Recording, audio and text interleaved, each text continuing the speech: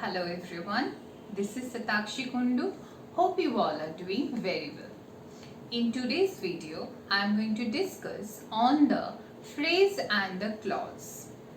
Understanding of phrase and clause is very important to generate a better sentences in our day-to-day writing and also speaking in English. What is phrase and what is clause? For example, he comes at once. This particular part at once is a phrase.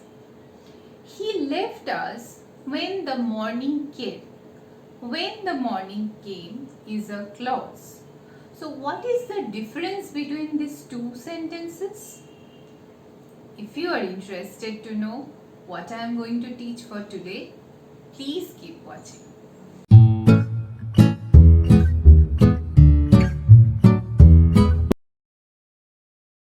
So today we will start with phrase. So what are the characteristics of phrase? It's a group of words.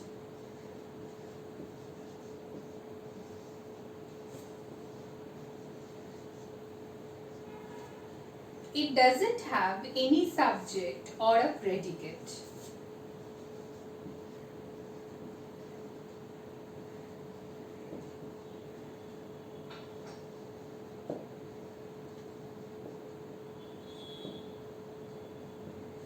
No subject or predicate.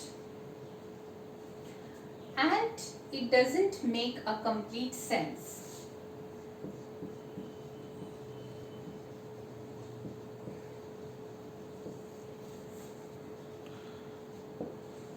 Now let me write an example. He comes at once. In this particular sentence, at once is a phrase. At once is a phrase. So it's a group of words. Tick mark. It contains no subject and no predicate. Tick mark. And it doesn't make any complete sense. Means it cannot be used as a single sentence. Tick marks. That's why this is a phrase. Now let's jump to clause. Now a clause. What are the characteristics of clause? Clause is a group of words.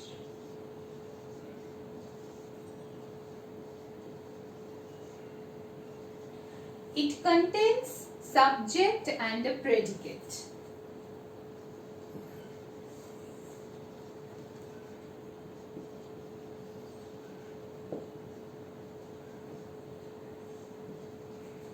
And number 3, it makes a complete sense.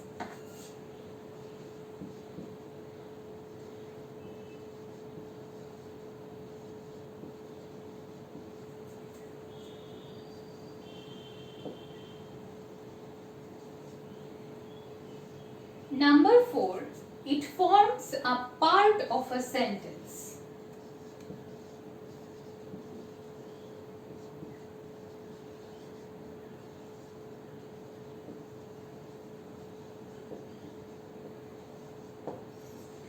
Now let me write an example.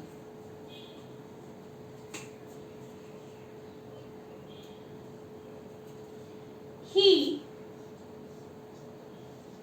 left us when the morning came. He left us when the morning came.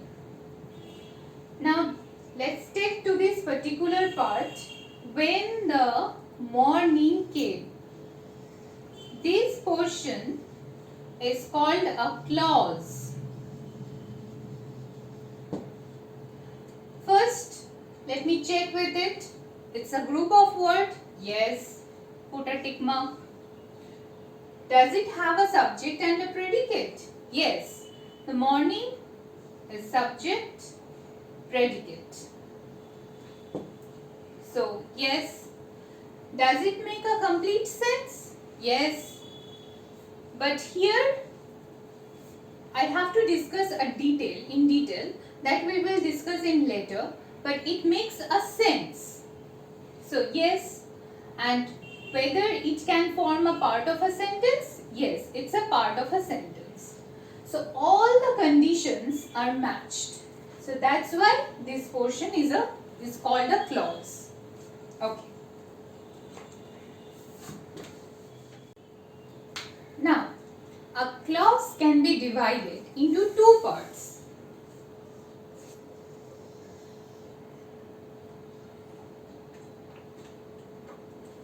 Number one,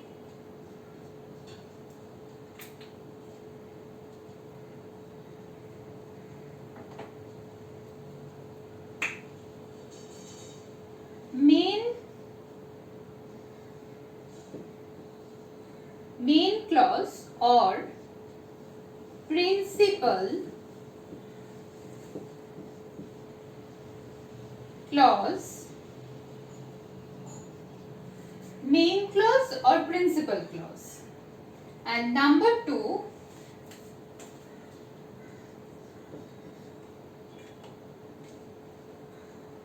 subordinate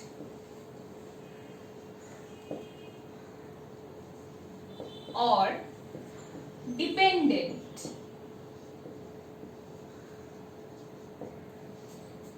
Main clause or principal clause and subordinate or dependent clause. Now first we will discuss on main clause or principal clause. What are the characteristics of a main clause? A main clause always makes a complete sense and it's not dependent on any other clause. Not dependent. Number two,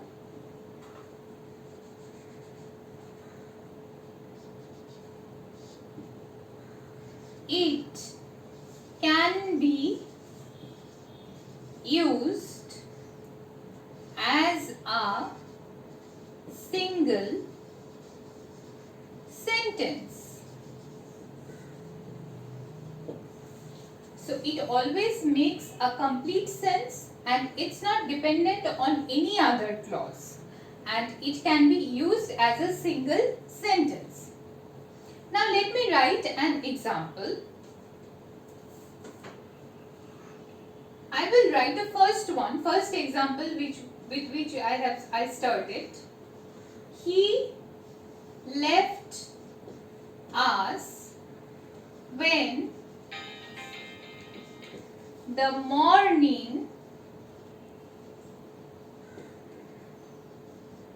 came. In this particular sentence, take only this part. He left us. Take this part only. And this part is called a main clause or a principal clause.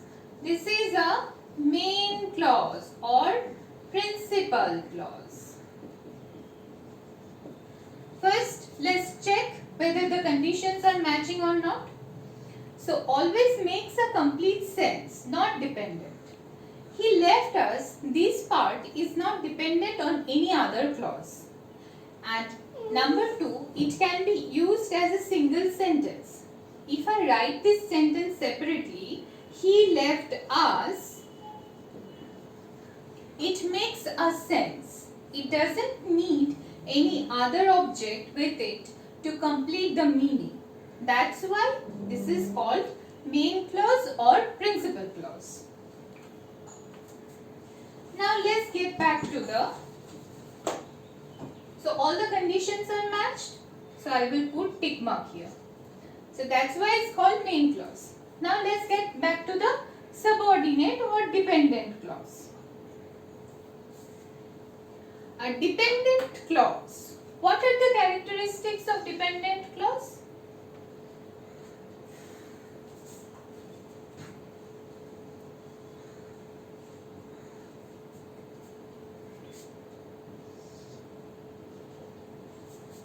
Number one, it always depends on the main clause or the principal clause. So it dependent on the main clause. And number two, it cannot be used as a single sentence. Cannot be used as single sentence. So now let's get back to the example again. What the portion is left here? When the morning came. This portion is left. I will mark it with the red color. This portion is called a dependent clause. Why? So let's check the conditions again. It's dependent on the main clause. When the morning came, this part is completely dependent on the main clause. He left us. Okay? And it cannot be used as a single sentence. If I write the sentence separately, when the morning came. If I write this sentence this way, it doesn't make any complete sense. That means it needs another object or another part to complete the meaning, to complete the expression. That's why it is called dependent clause or subordinate clause. So, you can see the two conditions are matched. So I will put tick marks here. So that is the main clause and that is the dependent or the subordinate clause. So a subordinate clause can be divided into three parts: noun clause, adverbial clause and adjective clause. What is noun? A noun is a group of words which names a person or a thing. Now what is the work of the noun clause? A noun clause actually works. Noun clause is a group of words again.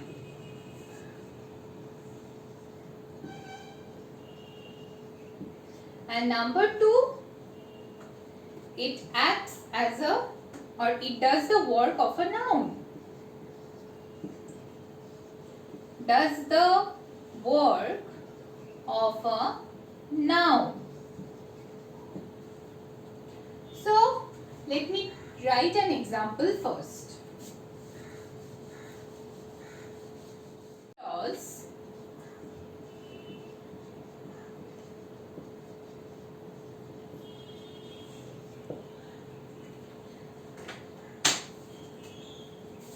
for the noun clause, its activities are different. Number one, it can act as a object of a verb. Object of a verb. Now, let me write an example first. They expected that they would win the match.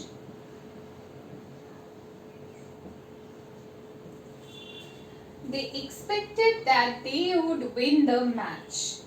Here, if I question this particular sentence with what? they expected what? What answer I am getting? That they would win the match. This portion is a noun clause because it contains a subject, predicate, and it acts as an object to a verb. What is the verb here? Expected is the verb. So this particular part is acting as an object to this verb. Okay. Now it can act also as a subject of a verb.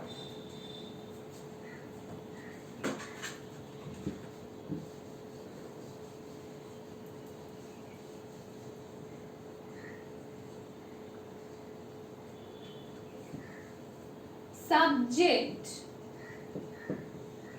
of a verb. When he will come is uncertain. When he will come is uncertain.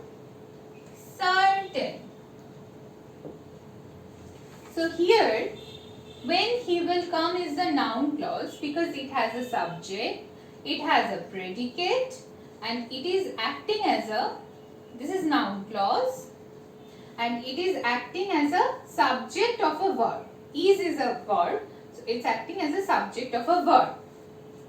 Number 3,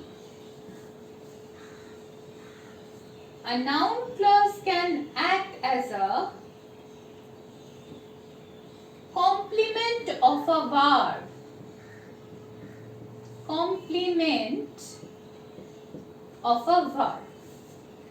So before discussing this one, I am giving you a bonus tip. What is the complement? What do you understand by complement? A complement is something which makes you perfect, which makes you fulfilled. For example, if someone tells you that this dress compliments you, what it actually means? It means that the dress not only makes you beautiful, but also it adds an extra touch to your personality. So it's a compliment. So what is the complement in a sentence?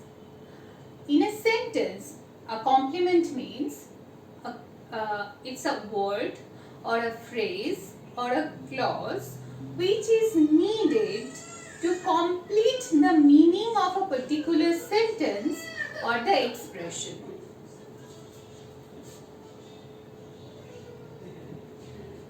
Now let's get back to the first point.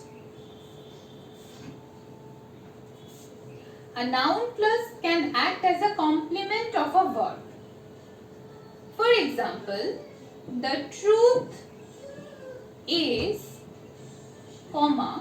he is ill. He is ill is a complement of a verb because it's needed to complete the meaning. If I write the sentence only, the truth is, it doesn't make any complete sense. But we have to add this portion to complete the meaning of this sentence. In my next class, I will discuss on the adjective clause and adverbial clause, which are the another two divisions of the subordinate clause. So stay tuned. So that's all for today's video. Hope you have enjoyed the video. And if you find anything useful, please don't forget to like, share and subscribe to my channel. See you in my next video. Till then, take care everyone, follow your dreams and goodbye.